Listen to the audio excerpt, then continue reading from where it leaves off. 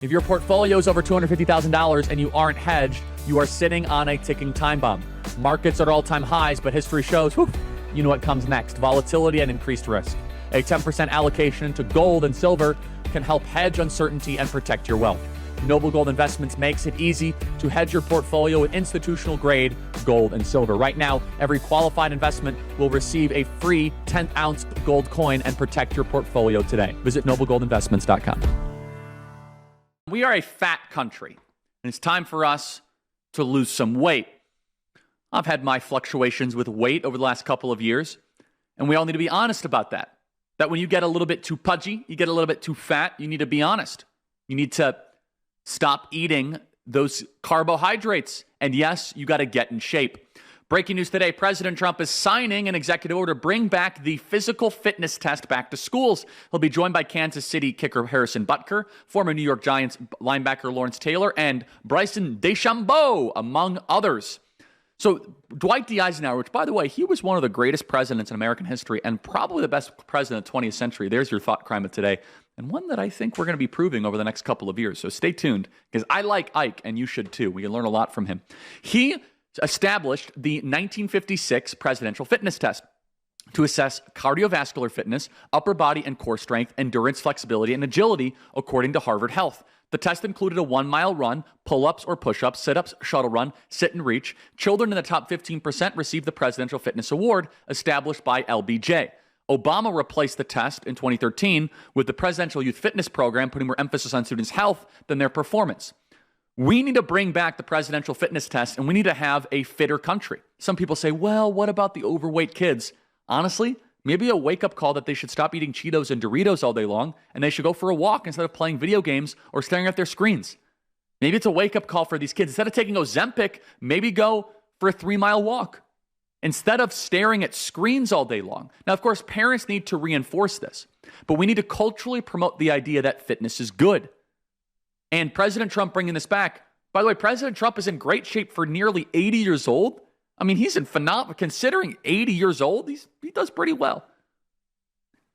But going more broadly to the entire society, regardless of who the president actually does this, being fit and thin is better than being fat and out of shape. You are happier, you have less depression, you have less anxiety. And you look at how the nation we used to be. We used to be a sculpted nation, and now we are a fat and slovenly nation. You'll live longer. The big picture is this. The test, this is from Axios, featuring challenges like the 1-mile run, pull-ups, and then the sit-up reach, was once a rite of passage for America's youth. It was also a source of anxiety and shame for more than a few kids who ended up feeling like they weren't strong enough for the president's or Arnold Schwarzenegger's purposes. Anxiety? Welcome to life. If you're a little fat and you can't do push-ups, then get yourself into shape. Shame? Okay, maybe your BMI is too high. Maybe that's the wake-up call that you need. Maybe you should be able to run a mile. Oh, well, I was born overweight. Yeah, but you weren't born obese. Everyone has a certain genetic code, but being obese is a choice. Shame is good if it points you towards being better. Now, shame is not good if people are like using shame or peer pressure to get you to underage drink or to watch porn. That's bad shame. But good shame is peer pressure towards the good. And this is good peer pressure. If all of a sudden everyone around you is super cut and doing push-ups and pull-ups, body fat percentage is even better metric, by the way, than BMI. And that's why you should feel shame if you cheat on your spouse or steal. The same thing that happened at the Coldplay concert. Maybe instead of enabling kids to be fat and unhealthy, we should encourage ourselves to overcome life's many obstacles. Yes, life is tough. Sometimes you're going to have to publicly speak. Should we get rid of public speaking? Well, they have in many of our schools. Oh, I have anxiety about taking tests. Should we get rid of tests? Well, they have in many schools. The anxiety of a child means nothing. If you are not feeling anxious when you're at school, then you're not ready for life.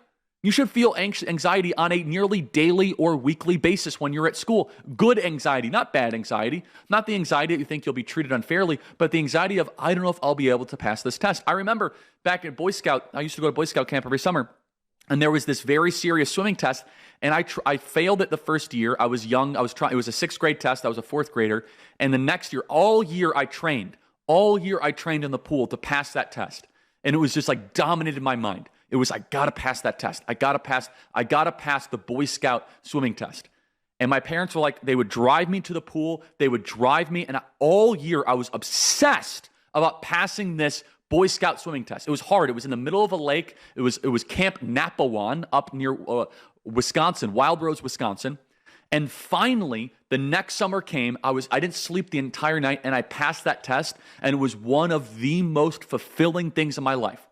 I failed it one summer, and I did it the next summer. And by the way, almost every man out there, you should be able to do 30, 40, 50 push-ups. Prior to a couple years ago, I couldn't do any pull-ups. I could do about 7 or 8 legit pull-ups. Now my goal is to get to 10 or 15. Just be in shape. Push yourself. Being slovenly and overweight is a choice.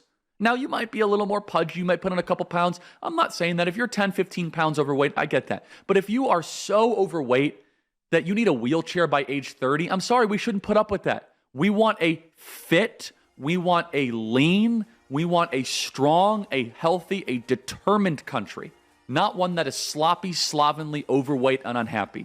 I'm so glad President Trump is bringing back the fitness test.